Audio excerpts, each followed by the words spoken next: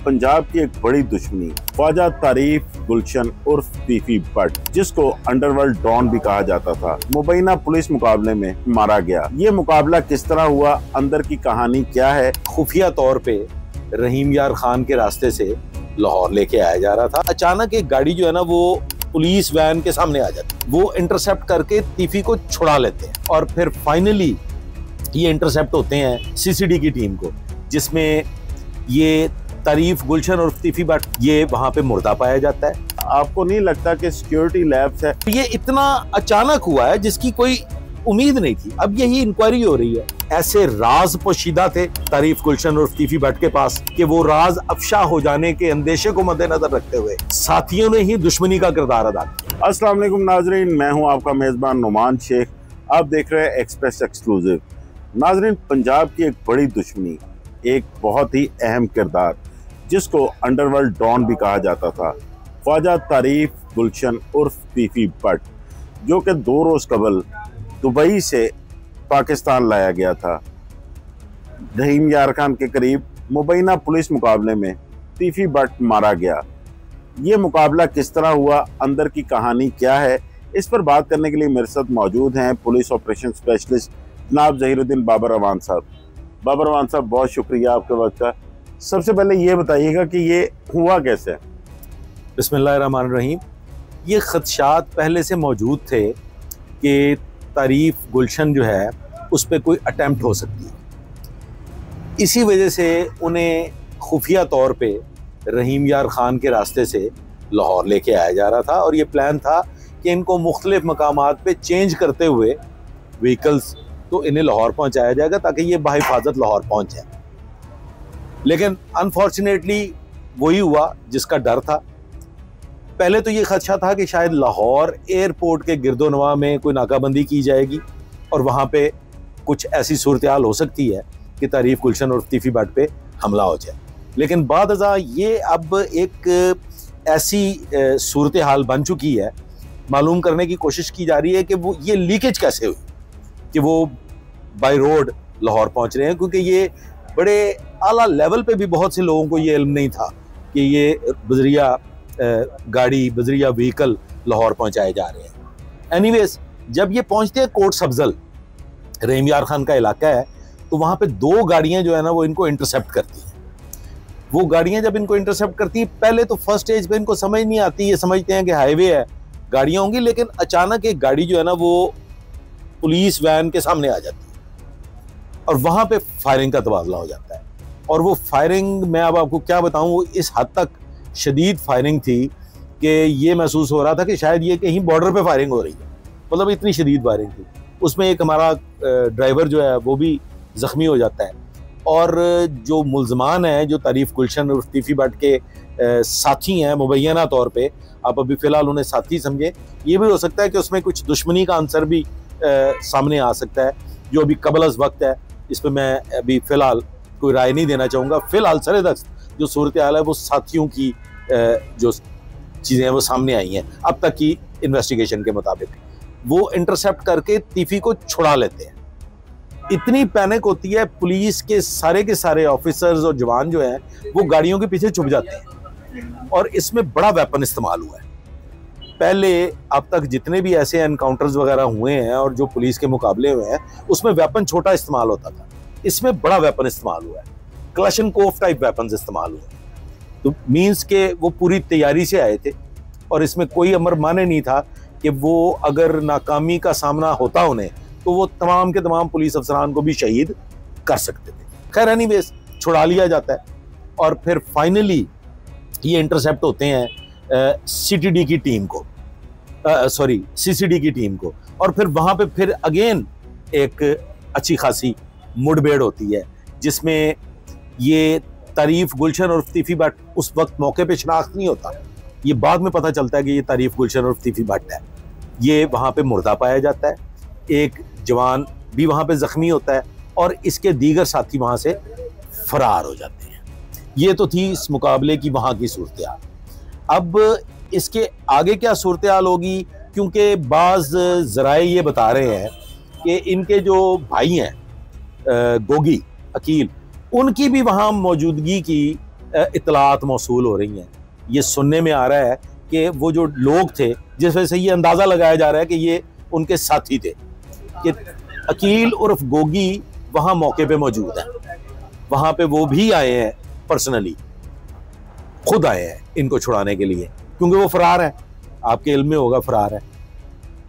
अब मजीद तारीफ गुलशन ने जाना था इस दुनिया से, उनकी ऐसे ही रब ने लिखी हुई थी और वो अपने ही साथियों की गोलियों का शिकार हो गए।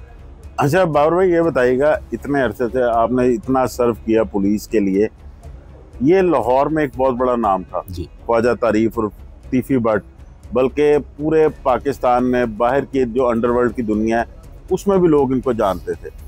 तीफी भट्ट को पाकिस्तान जब लाया गया, उसके बाद क्या आपको नहीं लगता कि सिक्योरिटी लैब्स है, इतने जो एक वांटेड बंदा था, जब वो पुलिस कस्टडी में आ गया तो सिर्फ एक डीएसपी और 2 जवान जो उसको लेकर आ रहे हैं? सर मंजी हुई टीम थी सीसीडी की, मुझे उनकी काबिलियत पे कोई शक नहीं है, लेकिन सर बात बड़ी मुख्तसर सी है कि जब इतनी अंधाधुंध फायरिंग हुई, वो लोग तो आए थे अपनी जान हथेली पे रख के, और कोई, मैंने जैसे कि पहले अर्ज कर दिया कि कोई अमर माने नहीं था कि वो तमाम के तमाम पुलिस अफसरान को शहीद कर देते। वहाँ पे मौका नहीं मिल सका पुलिस को, और ये इतना अचानक हुआ है जिसकी कोई उम्मीद नहीं थी। अब यही इंक्वायरी हो रही है, ये इस पे बड़े वसी पैमाने पे, बड़ी हायर लेवल पे ये मालूम करने की कोशिश की जा रही है कि ये मूवमेंट जो है ये कैसे पता चल गया कि तारीफ गुलशन को इस रास्ते से लाया जा रहा है, वेराज ये बड़ा सीक्रेट रखा गया था, और हो सकता है कि आपको भी इस मूवमेंट का अंदाजा ना हो। आखिरी वक्त तक किसी के इल्म में नहीं था, सब यही तसव्वुर कर रहे थे कि ये बाय एयर लाहौर पहुंचेंगे और इनको यहाँ ले आया जाएगा। लेकिन मेरी मालूमात के मुताबिक, जो अब तक की मेरी इंफॉर्मेशन है, कि लाहौर एयरपोर्ट के गिरदोनवा में मुख्तलिफ मकामात पे ये उन्होंने पिकटिंग की हुई थी, और वजूहात ये बनी कि इस वक्त लाहौर की लॉ एंड ऑर्डर की सिचुएशन काफ़ी ख़राब है, और फिर आला सतह पे ये फैसला किया गया कि इस किस्म की लॉ एंड ऑर्डर की सिचुएशन में, जबकि ऑलरेडी पुलिस एंगेज है, तो कोई ऐसा रास्ता इख्तियार किया जाए कि जो इंतहाई सेफेस्ट हो। तो अपनी तरफ से तो पुलिस ने बड़ी कोशिश की है कि इनको सेफ लाहौर तक पहुंचाया जाए और ये फिर अपने मुकदमात को फेस करें, बट अनफॉर्चुनेटली क्रिमिनल्स या तो ऐसे राज पोशीदा थे तारीफ गुलशन और तीफी भट्ट के पास कि वो राज अफशा हो जाने के अंदेशे को मद्देनजर रखते हुए साथियों ने ही दुश्मनी का किरदार अदा किया। वो साथी ही अपने महबूब साथी के दुश्मन बन गए कि शायद आने वाले वक्त में अगर ये पुलिस हिरासत में पहुंच जाते और इनकी बाकायदा तफ्तीश शुरू हो जाती, तो फिर ऐसी बेशुमार चीज़ें मंजर आम पे आती कि जो अब तक हिडन है। और वो तारीफ गुलशन, चूंकि it was for the first time कि ये इतनी बड़ी जो कार्रवाई होने जा रही थी, तो तारीफ गुलशन से जब ज़ेरे हिरासत तफ्तीश अमल में लाई जाती तो फिर बेशुमार इंकशाफात की तवक्को थी। और वो साथी क्यों दुश्मन बन गए कि उन्होंने इतना भयानक किरदार अदा किया, उसमें वो राज पोशीदा है जो शायद अफशा होने के खदशात मौजूद हैं। बाबर भाई, आगे ख्वाजा कील और गोगी भट्ट जो कि अभी तक पुलिस के मुताबिक फरार है, उनके घर पर भी रेड हुई, उनका मुस्तकबिल क्या देख रहे हैं आप? पुलिस की गिरफ्त में आएंगे और क्या मुबैना तौर पर उनके साथी भी छुड़ाने आ सकते हैं? मैं इसमें अर्ज कर देता हूँ कि तारीफ गुलशन के बाद मामला तो कुछ ऐसे दिखाई दे रहे हैं, ये खदशात नहीं बल्कि सूरत हाल यकीनी सी होती चली जा रही है कि शायद ऐसे वाक़यात रूनुमा हो सकते हैं। इसकी एक और वजह भी है, वजह यह है कि अकील उर्फ गोगी को राह फरार इख्तियार नहीं करनी चाहिए थी। अकील गोगी जैसा कि मीडिया के सामने भी आए, उन्होंने आके बाकायदा प्रेस टॉक की, प्रेस कॉन्फ्रेंस की, बहुत सारी चीज़ें बताई, तो वो लाहौर में मौजूद रहते, पुलिस ने रेड किए, वो अरेस्ट हो जाते, तो शायद वो इतने वल्नरेबल ना होते जितने कि वो अब हो चुके हैं। राह फरार भी इख्तियार की, उनकी वहाँ मौजूदगी भी पाई गई जहाँ पे ये वक़ुआ पेश आता है, और फिर उनका मुसलसल रूपोश रहना।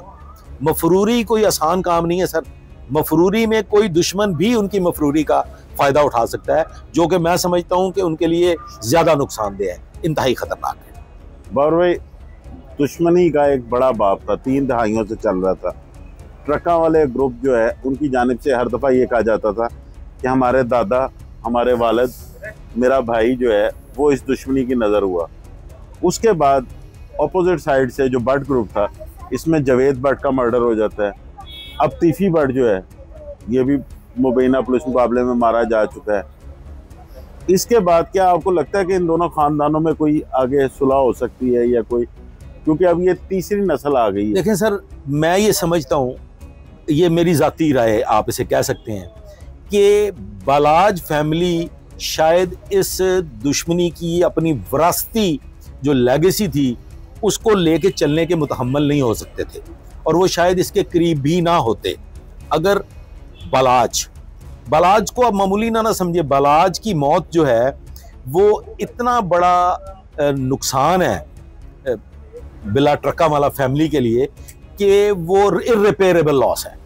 वो तमाम तर बिजनेस को लुक आफ्टर कर रहा था।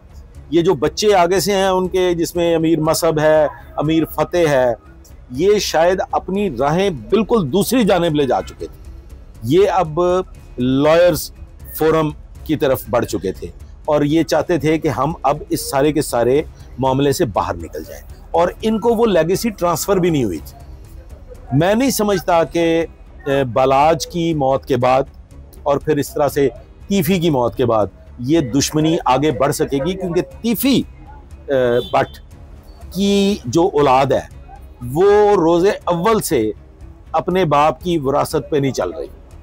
वो एंटायरली उनके रास्ते ही जुदा हैं, और ना ही तीफी ने इसी नौइयत के खदशात को मद्देनजर रखते हुए अपनी औलाद को अपने करीब भी नहीं आने दिया।